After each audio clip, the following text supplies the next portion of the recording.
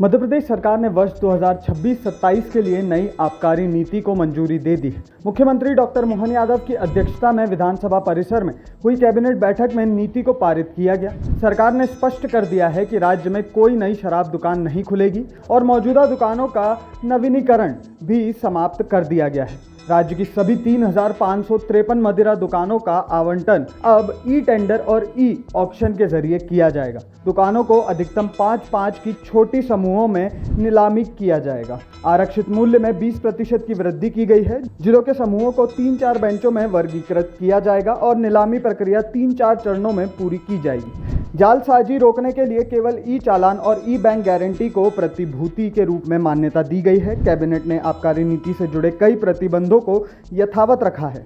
नर्मदा नदी के तट से 5 किलोमीटर के दायरे में और पवित्र नगरों में मदिरा दुकानों पर प्रतिबंध जारी रहेगा। किसी भी दुकान के अहाते खुलने की अनुमति नहीं होगी।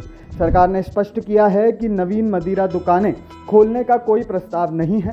विदेशी मदिरा के बॉटलिंग शुल्क में वृद्धि की गई है। स्पिरिट पर फीस 6 रुपये से बढ़ाकर 12 रुपये प्रति प्रूफ लीटर और बियर पर 3 रुपये से बढ़ाकर 6 रुपये प्रति बल्ट लीटर कर दी गई है। अब डिस्टिलरी अपनी मदिरा की कीमतें सीधे पोर्टल पर अपलोड कर सकती है। सिस्टम अन्य राज्यों की दरों से मिलन करके ऑटो अप्रूवल प्रदान करेगा, जिससे आबकारी आयुक्त के पास फाइल भेजने की आवश्यकता नहीं होगी। महुआ मदिरा को अन्य राज्यों में ड्यूटी फ्री करने की व्यवस्था की गई है। जनजातीय समूहों द्वारा निर्मित महुआ मदिरा के लिए भी यही सुविधा होगी। इसके बदले अन्य राज्यों की हेरिटेज स्पेशल मदिरा मध्य प्रदेश में ड्यूटी फ्री होगी। उप मुख्यमंत्री जगदीश देवड़ा ने सदन में नई आबकारी नीति का विवरण प्रस्तुत किया। सरकार का दावा है कि नई नीति से पारदर्शिता बढ़ेगी, राजस्व में वृद्धि होगी और जनहित में लिए गए प्रतिबंध पहले की तरह लागू रहेंगे। नीति अगले वित्तीय वर्ष से लागू हो जाएगी। अभी के लिए इस खबर में बस इतना ही।